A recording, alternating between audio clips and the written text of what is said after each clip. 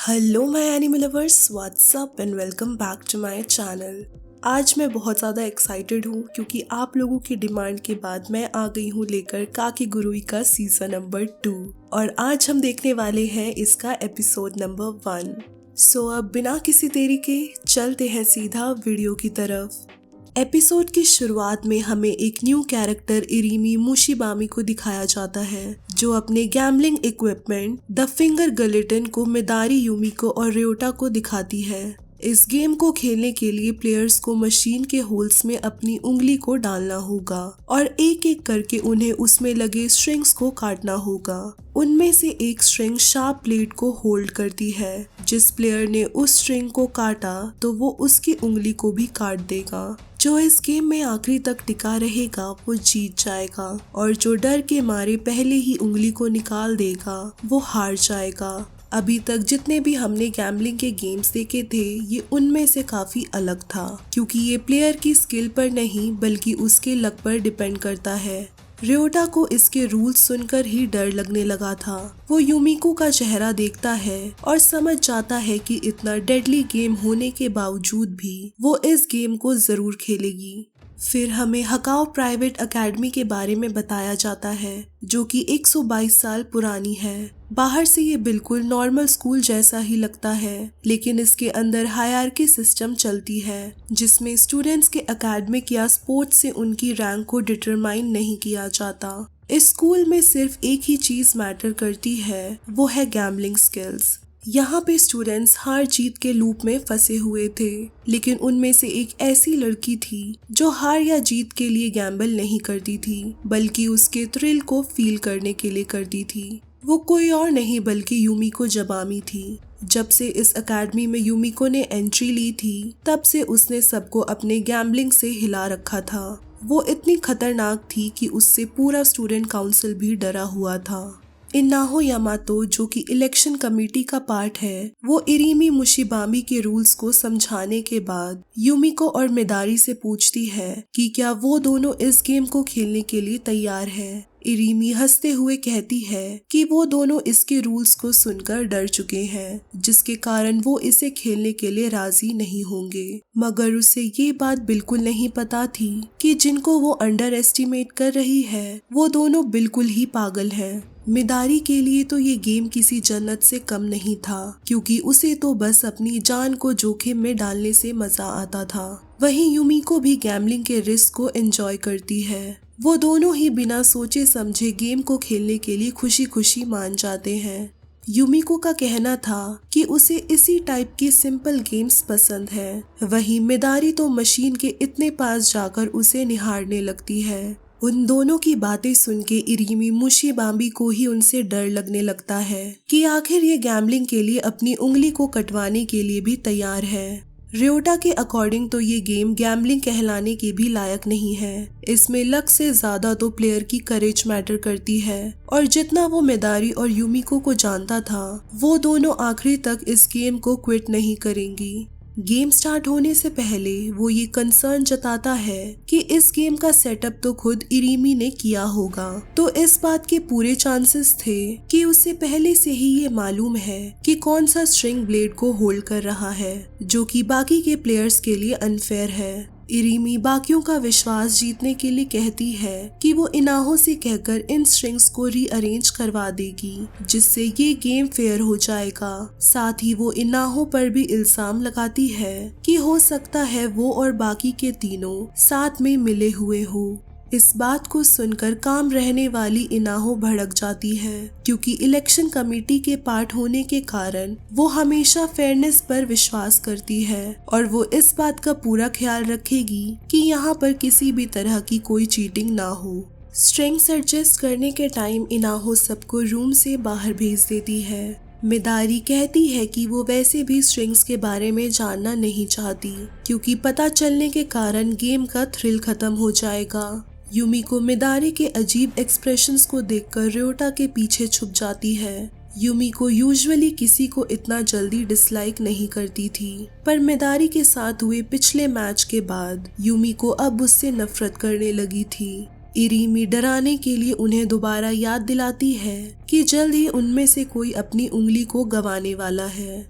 सब कुछ सेट होने के बाद इनाहो सबको वापस से रूम में बुलाती है, जहां जाकर तीनों एक एक चिप लगाकर अपनी उंगली को मशीन में बने होल के अंदर डाल देते हैं। तीनों ही गेम को लेकर काफी कॉन्फिडेंट लग रहे थे, पर रियोटा जो कि स्पेक्टेटर था वो उनसे ज्यादा डरा हुआ था। एक्साइटेड होकर मिदारी रिक्वेस्ट करती है कि वो पहले स्ट्रिंग को काटना चाहती है। काफी सोचने के बाद वो एक स्ट्रिंग को काट देती है, लेकिन इस बात से मायूस हो जाती है कि वो स्ट्रिंग ब्लेड से अटैच्ड नहीं है। नेक्स्ट टर्न यूमिको की होती है। वो भी इस गेम के रिस्क और थ्रिल के लिए एक्साइटेड थी, पर जो स्ट्रिंग वो कट करती है वो भी सेफ निकलती है। इरीमी को अभी तक ये समझ नहीं आ रहा था कि आखिर ये दोनों इस गेम को इतना कैजुअली कैसे खेल रहे हैं। उसने यूमिको के गैम्बलिंग के लिए पागलपन के बारे में भी काफी सुना था, पर उसे मिदारी का समझ नहीं आता कि आखिर वो क्यों इस गेम में पार्टिसिपेट कर रही थी। इरीमी स्पेक्युलेट करती है कि मिदारी जो अपना पिछला मैच यूमिको से हारी थी, उसकी वजह से वो यूमिको की उंगली कटवा कर उससे बदला लेना चाहती है। मिदारी अपनी स्टूपिड फैंटेसीज बताते हुए कहती है कि वो कोई रिवेंज नहीं ले रही, बल्कि वो चाहती है कि यूमिको उसे पिछले मैच के लिए पनिशमेंट दे। इस बात को सुनकर इरीमी अब और भी ज्यादा कंफ्यूज हो गई थी। अगली टर्न इरीमी की थी। जो स्ट्रिंग वो कट करती है वो भी फेक निकलती है। गेम में अब थ्रिल और भी ज्यादा बढ़ चुका था, जिसके कारण यूमिको और मिदारी में भी एक्साइटमेंट जाग गया था। पर इरीमी तो बस ये देखना चाहती थी कि दोनों कब तक इसे कंटिन्यू करेंगे।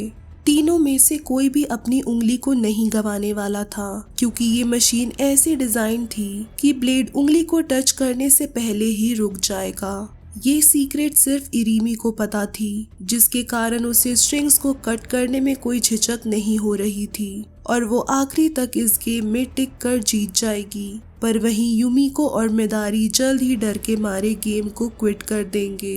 तीनों ही गेम को कंटिन्यू करते हैं। गेम के दौरान यूमिको इरीमी से सवाल करती है कि आखिर इस गेम को डिजाइन करने के पीछे उसका क्या मोटिव था। इरीमी कहती है कि ये उसकी फैमिली की सालों पहले की टेक्निक है, जिसका इस्तेमाल लोगों को टॉर्चर करने में किया जाता था। उस जमाने में टॉर्चर एक्चुअली में बहुत नेसेसरी था, जिसके इस्तेमाल से लोग अपने जुर्म को जल्दी ही कबूल कर लेते थे, और उसी से इंस्पायर्ड होकर उसने इसे डिजाइन किया था। यूमिको उसके पैशन को देखकर काफी इम्प्रेस होती है। वो आगे ऐड ऑन करते हुए कहती है कि उसे जिस तरह से दूसरों को टॉर्चर करने में मजा आता है, उस हिसाब से तो उसे इस बात से कोई दिक्कत नहीं होनी चाहिए जब कोई और उसके साथ यही सेम टॉर्चर करे। इरीमी ने सामने से उन दोनों को ये गैम्बल खेलने का प्रपोजल दिया था, जिसका मतलब ये था कि उसके लिए खुद भी अपनी उंगली को गंवाना एक बड़ी बात थी। फिर यूमिको इनाहो यामातो से कंफर्म करती है कि क्या उसने वो चीज मशीन से हटा दी है जो उसने उससे बोला था। यामातो इसे अपनी ड्यूटी बताते हुए उसे हाँ में जवाब देती है। यूमिको और यामातो की बातों को सुनकर इरीमी इस सोच में पड़ जाती है कि आखिर यूमिको ने क्या चीज हटाने को कहा था। इस मशीन में कोई भी चीज ऐसी नहीं थी जिसे हटाया जा सकता था, सिवाय सेफ्टी ब्लॉक के, जिसे उसने ब्लेड पे लगाया हुआ था, जिससे ब्लेड कभी किसी उंगली को नहीं काट पाएगा। इस बात को जानने के बाद इरीमी के चेहरे का रंग उड़ जाता है। अभी तक जो वो इतने कॉन्फिडेंस के साथ गेम को खेल रही थी, वो अब डर चुकी थी। यूमिको और मिदारी उसे अगला स्ट्रिंग कट करने के लिए मोटिवेट करते हैं, क्योंकि उनके लिए तो ये किसी थ्रिल से कम नहीं था। पर इरीमी के हाथ कांपने लग जाते हैं। काफी सोच विचार के बाद वो एक स्ट्रिंग को कट करती है, जो फेक निकलता है, जिसे देखकर उसे थोड़ी राहत होती है। उसे अभी भी ये समझ नहीं आता कि आखिर यूमिको ने उसके इस सीक्रेट को कैसे पकड़ लिया था। उसे लगता है कि उसने गेम की डीलर यामातो को अपनी साइड करके ये प्लानिंग किया होगा।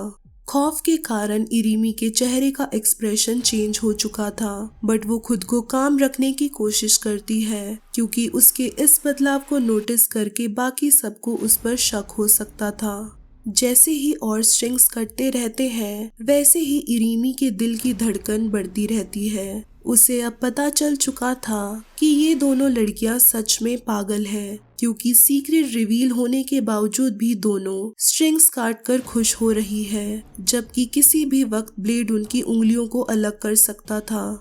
इरीमी के सब्र का बांध टूट जाता है और वो रोना शुरू कर देती है। किसी को भी ये समझ नहीं आता कि पहले खुद उसने इस गेम को खेलने को बोला और अब वो खुद ही रो रही है। रियोटा जो गेम के स्टार्ट में परेशान था, वो एक्चुअल में मिदारी और यूमिको के लिए नहीं बल्कि इरीमी के लिए परेशान था, क्योंकि वो उन दोनों के पागलपन को पहले से जानता था, स्पेशली यूमिको जो एक कंपल्सिव गैम्बलर है जिसके आगे इरीमी जैसी खिलाड़ी कभी टिक नहीं सकती।